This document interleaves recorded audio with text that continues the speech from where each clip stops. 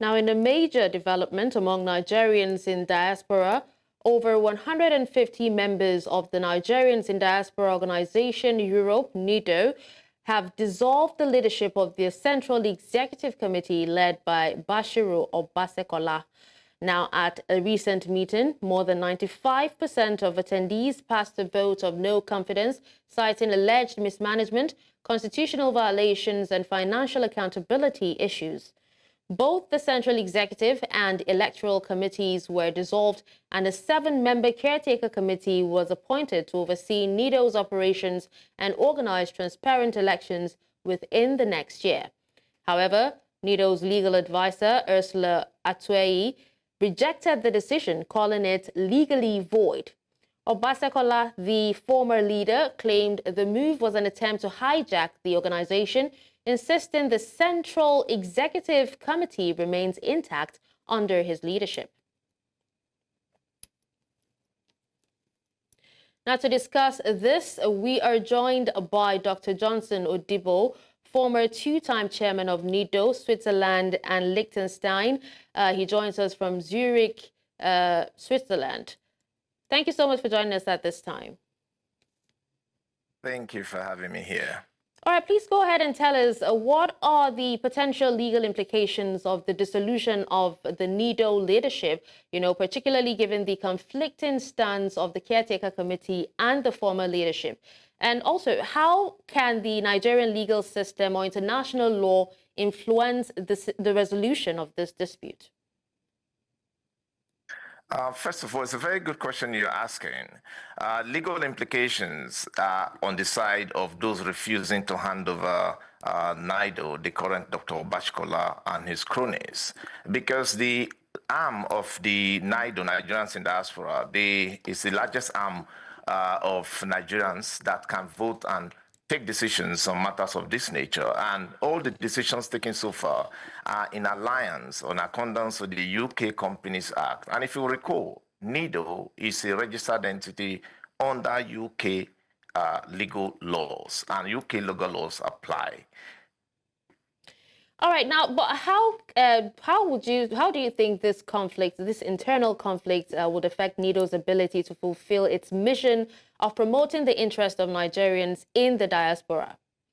Do you think that it would lead to a discipline in membership, participation, or effectiveness in advocating for diaspora rights? First of all, it's going to lead to discipline because a lot of members have been looking forward to this. It's a situation, an opportunity to sanitize NIDOE and to really make sure that leadership, is not like people buying it from the storehouse or off the shelf. People to lead Nigerians in diaspora must be prepared to do so. They don't sell presidency or leadership just in a restaurant and all that. So again, Nigerians are really happy, and they are really, really happy in their numbers, to really make sure NIDOE is rebranded for the good of all Nigerians. Because if we are not rebranded in Europe, how can we impact people in Nigeria? Don't forget, NIDOE is actually for homeland development, and it's very important that we really get our facts or acts together. All right, now, just for the benefit of those who are watching and have no idea how this all started and what exactly is going on, can you give us a brief background of what transpired within the NIDOE? Good. First of all, I'll start with the flagrant disregard for the Constitution Dr. Obasekola is supposed to uphold.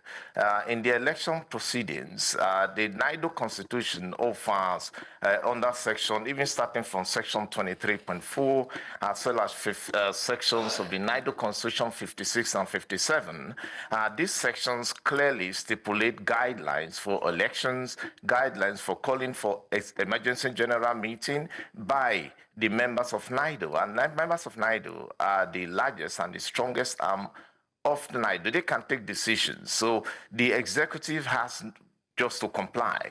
So the requisition that the executives comply, but they didn't do so. And also, even the membership of NIDOE, they are guided by the UK Companies Act in 2006 under sections, and I'll read, you can check that. I mean, all viewers can check that under section 303, section 304, actually empowering members to requisition an emergency general meeting. Obasekola turned it down.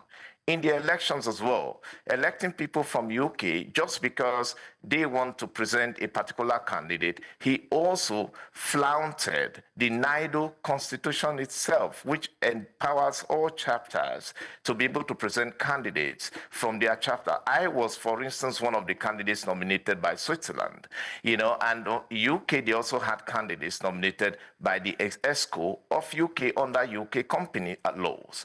But again, the CEC and the Electoral Committee decided to flaunt, reject those, and even went further to even array 5 candidates from UK instead of 2, which the NIDOE Constitution stipulates. So again, it's just so laughable. I couldn't take it anymore. I even had to resign from the electoral process because it was just so laughable. Okay.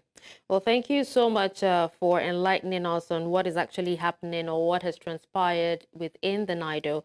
And hopefully we'll reach out to you at a later date for more updates. Thank you so much.